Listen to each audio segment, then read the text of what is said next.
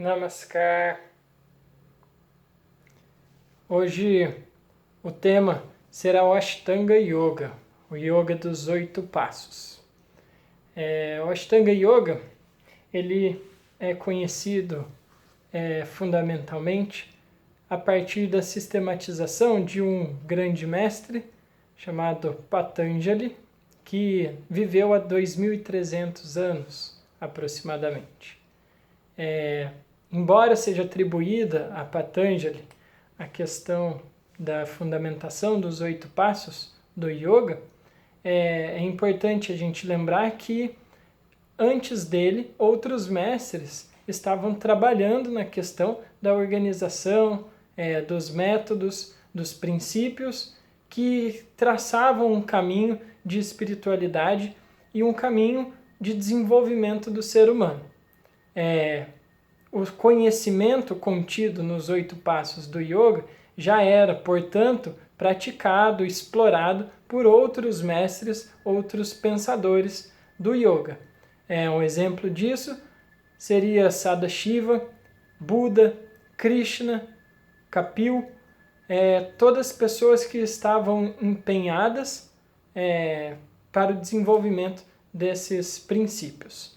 O que Patanjali faz é reunir e sistematizar a partir de um critério bastante interessante que organiza basicamente essa filosofia a partir de pontos específicos e práticas necessárias para que o ser humano, a humanidade em si, percorra esse caminho do desenvolvimento, tanto no campo físico, quanto no campo mental, quanto no campo espiritual. E por isso, então, é atribuído ao Patanjali esses 8 passos, o Ashtanga Yoga. Recentemente, se conhece também como Ashtanga Yoga uma série de práticas físicas que estão contidas dentro dos passos do Ashtanga Yoga, mas só que ela é vista de uma forma separada. Ou seja, o terceiro ponto dos 3 passos são os asanas.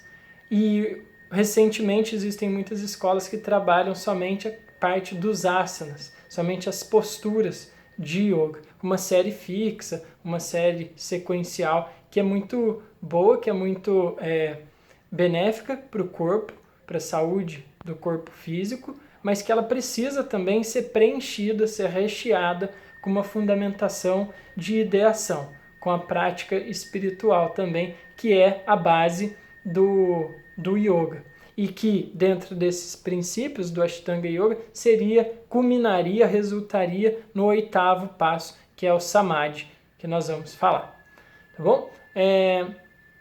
Então, para entender um pouco quais são esses 8 passos, eu vou passar cada um deles e fazer uma breve explicação, uma breve explanação sobre eles. Bom, primeiro a gente tem os yamas, que estão organizados a partir de uma ética yogi direcionada para o mundo exterior, mundo externo. A gente tem o niyama, que está associado então à ética yogi relacionado ao mundo interno. A gente vai ter os asanas, como eu falei, que são práticas de posturas de yoga.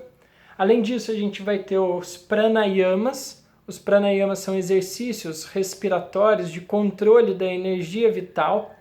Então ele está além também da prática da respiração em si e exercícios respiratórios, mas ele está sendo direcionado a partir de um controle de um fluxo energético que parte do nosso corpo em interação com o cosmos.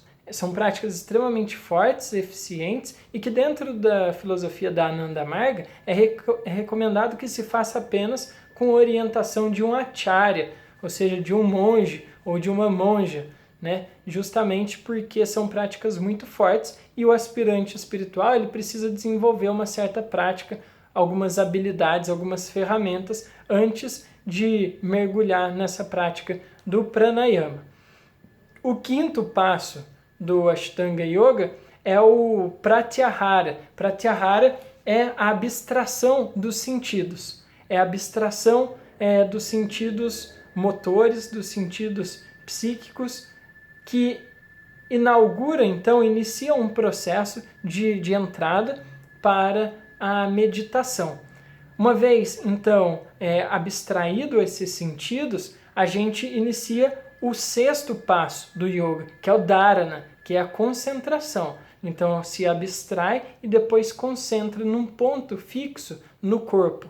Esse ponto também, dentro das práticas da Ananda Marga, ele é passado por um acharya, por um monge, que, a partir dos seus estudos e do seu entendimento da conversa que tem com os praticantes espirituais, ele coordena um ponto a ser seguido, a ser concentrado durante a sua prática, a sua sadhana, que é a prática espiritual.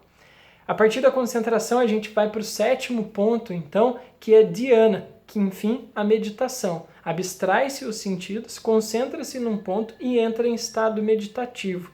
Esse estado meditativo, ele também é uma prática, né? Ele não é simplesmente passar por esses pontos que já chega na questão da meditação. É uma prática que precisa ser desenvolvida para aí, então, atingir samadhi. Samadhi seria a realização espiritual, seria o ponto máximo. É o ponto, então, de encontro do nosso eu individual com o nosso eu cósmico, com a consciência cósmica, consciência superior. Tá bom? Então, passando novamente, de forma resumida, né, bem sintética, o que a gente vai ter dos 8 passos do yoga, o Ashtanga Yoga. Yamas, niyamas, asanas, pranayamas, 5 pratyahara, dharana, dhyana e, por fim, samadhi. São esses 8. Só por título de curiosidade, nós já falamos dos yamas e niyamas, mas cada um desses, eles tem uma subdivisão. Cada um deles recebe 5 categorias ou 5 vertentes, né? Então, para eu desenvolver o niyama, que seria a minha ética yoga, a minha ética espiritual com o mundo externo, eu tenho 5 passos também, ou 5 dicas, 5 recomendações, que é a ahimsa. A ahimsa, ele é um dos princípios mais falados dentro do yoga, né? Que seria a não violência. Mas é importante lembrar que o ahimsa está associado a não ferir nem prejudicar ninguém, não só com atos físicos, mas também relacionados a atos de pensamento, de palavras, né? Que acaba podendo gerar algum tipo de agressão. A ahimsa, um desses pontos de niyama. O segundo ponto de niyama é satya, que é o uso benevolente da palavra. É você usar as palavras com o espírito de benevolência, de trazer o bem para os outros. Lembrando, então, yama está relacionado ao aspecto do mundo externo. Asteya, que seria o terceiro ponto, abster-se, então, de tomar para si, fisicamente, mentalmente, aquilo que pertence a outras pessoas. Basicamente, está associado aí a não roubar, mas ele vai muito além disso, né? Inclusive, o roubar, no termo capitalista, pensando numa estrutura de um sistema econômico que se valoriza aquilo que se tem e não aquilo que se é, o roubar ele se torna algo relativo, né? Uma vez que uma pessoa tem grandes necessidades, não é justificando e valorizando o ato de roubar, mas a partir de grandes necessidades básicas, como, por exemplo, fome, né? Isso acaba sendo, como eu disse, algo que pode ter algumas interpretações, né? É basicamente a gente pensar uma árvore que dá frutos e de repente essa árvore está no quintal de alguém e esse alguém toma para si a propriedade dessa árvore, né? A relação na natureza, ela não se dá muito bem dessa forma. Se alguém toma essa fruta para si, não necessariamente é um ato de roubo, né? Muitas vezes está pegando para suprir ali uma necessidade básica que é a fome. Seguindo então para o quarto ponto então de yama, que é aparigraha, que está associado a não acúmulo de coisas supérfluas. Usar e possuir o mínimo necessário. Isso tem tanto impacto ambiental quanto impacto individual, pessoal, né? Pessoas que têm um acúmulo muito grande acabam tendo dificuldade no desenvolvimento espiritual. E por fim, dentro de Niyama, Brahmacharya, que está associado a ver a divindade dentro de cada coisa. É ver o divino, ver Deus em cada coisa, cada objeto, cada ação, cada pessoa, cada animal, cada planta, tudo é composto, então, tudo é parte fundamental da consciência suprema de Deus. Bom, esses são os 5 pontos de Niyama, repassando Ahimsa, Satya, Asteya, Aparigraha e Brahmacharya. E aí a gente tem Niyama também. Niyama seria a ética yogi associada à relação ao mundo interior, a nós, né? A nós mesmos, mundo interno. O primeiro deles, então, seria Shaoka, que está associado a manter a limpeza, a pureza na mente, no corpo e no meio ambiente, ao nosso entorno, né? Isso é fundamental dentro das práticas do yoga. Além disso, a gente tem Santosha, que está relacionado a manter um estado de contentamento e equilíbrio mental. Tapa, que é a realização de serviço desinteressado, é prestar ajuda, prestar apoio a alguém sem esperar nada em troca, né? É algo que precisa de bastante treino, bastante empenho.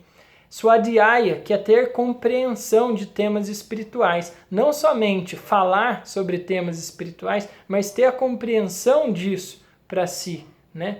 Vivenciar, experimentar, desfrutar dos temas espirituais. E, por fim, Ishvara Pranidhana, que significa procura de se estabelecer no ideal da consciência, no ideal divino, na sua trajetória espiritual.